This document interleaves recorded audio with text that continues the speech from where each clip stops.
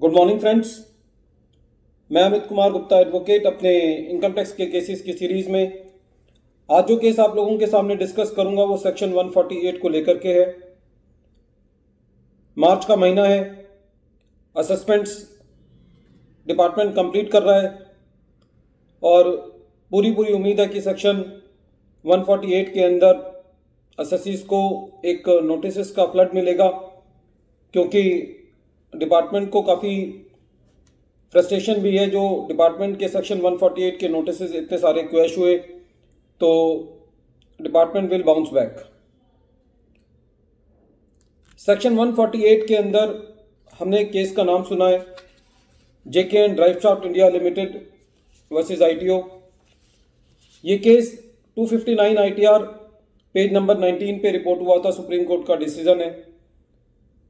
इस केस के अंदर सुप्रीम कोर्ट ने सेक्शन 148 के नोटिस को डील करने की एक पूरी मर्यादा जो है वो बताई थी, लेकिन मुझे नहीं लगता कि डिपार्टमेंट कोई भी नोटिस यदि सेक्शन 148 का नोटिस इशू करता है जब, तो जो इस केस के अंदर सुप्रीम कोर्ट ने गाइडलाइंस लेड डाउन की, यदि उन गाइडलाइंस का पालन हो जाए तो असेसी की इतनी हरासमेंट होने से बच जाए असेसमेंट के अंदर जिसका कोई हिसाब नहीं है।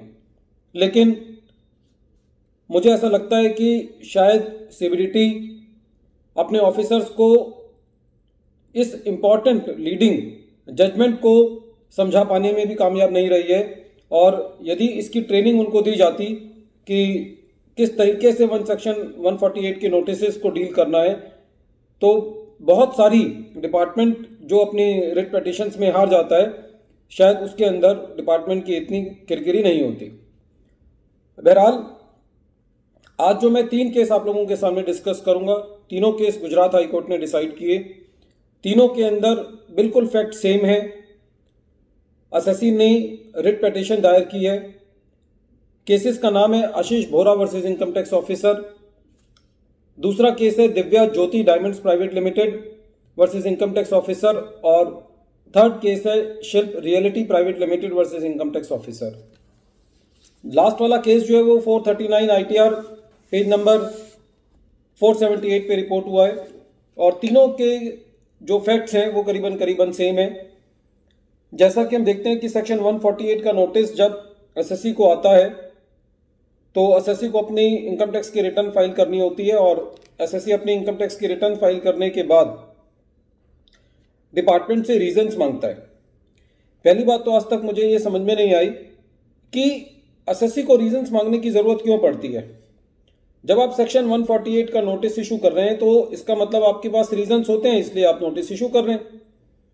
तो क्यों नहीं सीबीडीटी कोई ऐसे सर्कुलर के साथ सामने आता कि सेक्शन 148 के नोटिस के साथ ही आपको रीजंस देने हैं।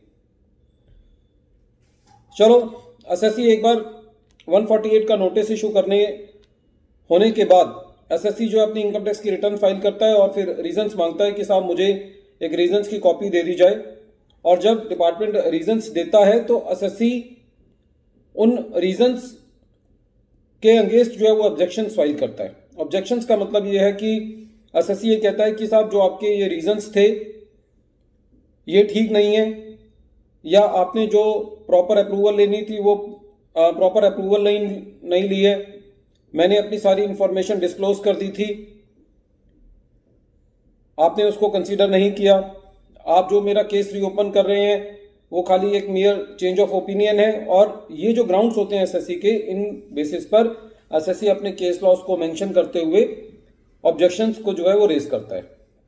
और जैसे ही डिपार्टमेंट को ऑब्जेक्शंस मिलते हैं तो मुझे समझ में नहीं आता, या तो ऑफिसर्स जो हैं वो पहले ही एक स्टैंडर्ड ऑब्जेक्शंस को रिजेक्ट करने का ऑर्डर बना करके रखा हुआ होता है, और जैसे ही एसएससी जो है वो ऑब्जेक्शंस रेज करता है, उनका स्टैंडर्ड फॉर्मेट है ऑब्जेक्शंस को रिजेक्ट करने का, वो एसएससी को भेज देते हैं।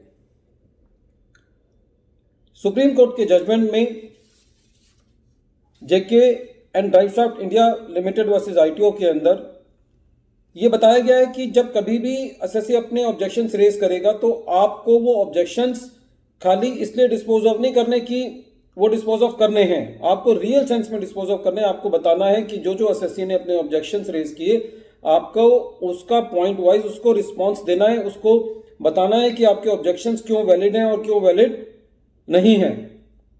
लेकिन डिपार्टमेंट ऐसा नहीं करता।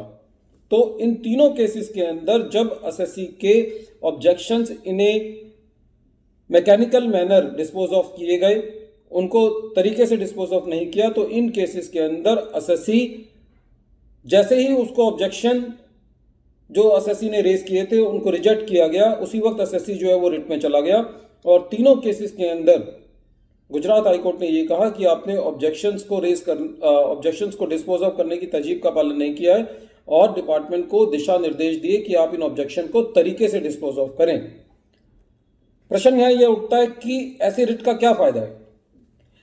ऐसी रिट का दोस्तों ये फायदा है कि जब आप असेसमेंट करा रहे हैं और आपने, क्योंकि जब 148 के अंदर जनरली मैटर बड़े होते हैं, किसी का 50 लाख रुपए का एडिशन है, किसी का 20 लाख का है, जिसका जितना एडिशन हो गया करीबन उसका उतना टैक्स बनना है, क्योंकि डिपार्टमेंट सेक्शन 68 के अंदर मैक्सिमम एडिशन 68 या 69 के फैमिली में करता है। उसके ऊपर इतना इंटरेस्ट वगैरह लगा करके करीबन जितना अमाउंट ऑफ एडिशन होता है करीबन उतना एसएससी का टैक्स बन जाता है और इंटरेस्ट बन जाता है। तो जब एसएससी इस तरीके के रिट में जाएगा तो डिपार्टमेंट मुझे ऐसा लगता है कि थोड़ा सा बैकफुट पे जाएगा। उसको लगेगा कि मुझे एसएससी के ऑब्जेक्शंस तरीके से डिस्पोज ऑफ करने हैं, वो आपके जवाबों को बिल्कुल हल्के में नहीं लेगा और जो भी आप डॉक्यूमेंट्स दोबारा सबमिट करेंगे उनको भी डिपार्टमेंट कहीं ना कहीं मुझे ऐसा लगता है कि उनको कंसीडर करेगा, क्योंकि फेसलेस का टाइम है। डिपार्टमेंट जो है वो पहले तो फिर भी थोड़ी बहुत सुन लेते थे, जाकर के उनके आगे गुहार लगाते थे, अब तो वो गुहार लगाने का कंसेप्ट भी खत्म हो गया है। तो इसीलिए ऐसे केसेस के अंदर रिट में जाने में जहां पे आप एसएससी के ऑब्जेक्शन भी तहजीब से डिस्पोज ऑफ नहीं किए गए हैं, वहां पे हम हाई कोर्ट से जाकर के डिपार्टमेंट को ये दिशा निर्देश दिलवा सकते हैं कि साहब कम से कम मेरे ऑब्जेक्शंस तो ढंग से आप डिस्पोज ऑफ कर दो ताकि मैं अपने केस को ठीक से हैंडल कर पाऊं। मैक्सिमम नंबर ऑफ केसेस में एसएससी को अप्रूवल की कॉपी ही नहीं देते। मैक्सिमम केसेस के अंदर जो सीज्ड मटेरियल है, जहां से इन्वेस्टिगेशन विंग से इंफॉर्मेशन आई हुई होती है, उसी की कॉपी नहीं मिलती। तो ऐसे केसेस में रिट में जाने से शायद डिपार्टमेंट थोड़ा सा एक एसएससी के लिए सेंसिबल हो जाता है कि इस एसएससी के केस में तो हम बिल्कुल मैकेनिकल तरीके से ना चलें और थोड़े से प्रिंसिपल्स ऑफ नेचुरल जस्टिस का पालन करें। तो फ्रेंड्स, इन तीनों केसेस के अंदर एसएससी ऐसी स्टेज में रिट पे गया जब उसके ऑब्जेक्शंस को सही तरीके से डिस्पोज ऑफ नहीं किया, पॉइंट वाइज नहीं डिस्पोज ऑफ किया। और गुजरात हाईकोर्ट ने इन तीनों केसेस के अंदर डिपार्टमेंट को ये दिशा निर्देश दिए कि आप एसएससी के ऑब्जेक्शन को ढंग से और जो उसने केस लॉज वगैरह दिए हैं उनको डिस्पोज ऑफ करें। मैं आपको गुजरात हाईकोर्ट ने जो इस मेन जजमेंट में कहा, मैं उसको पढ़ के बता रहा हूं ताकि आपको ये पता चलेगा कि किस तरीके के दिशा निर्देश जो हैं वो गुजरात हाईकोर्ट ने दिए। The court said that the assessing officer is bound to dispose of the preliminary objections against reopening by a speaking order before proceeding with the assessment in respect of the assessment year on which such notice has been issued, and there is a mandatory requirement.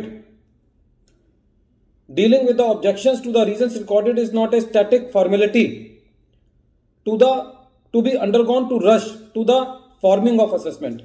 Court ने ये कहा कि खाली ये एक formality नहीं है कि आप पूरी करके फटाफट असेसमेंट को पूरा करने के लिए भागें। Even while accepting the requirements of a focus on substantive justice in the process, it is a vital step towards that, and hence the mandate in JKN Driveshaft India Limited must not be undermined. Friends, this case is very important in dealing with the rejection order of the objections of the assessee mechanically by the department. Once again, I am repeating the name of the leading case. The leading case is Shilp Realty Private Limited versus Income Tax Officer and another. And this case has been reported in 439 ITR, page number 478. And this matter has been reported on 4th October 2021. Thank you, friends.